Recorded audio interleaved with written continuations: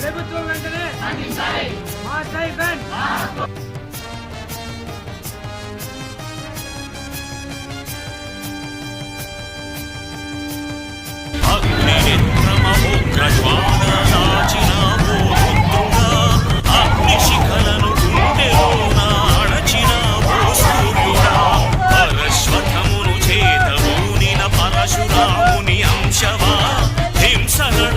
ధ్వంసరచనను చేసిన ఆచార్యుడా మన్నెం వీరుడు రామరాజు ధనుష్టంకారానివా భగత్ సింగ్ కడసారి పలికిన ఇంక్విలాబ్ శబ్దానివా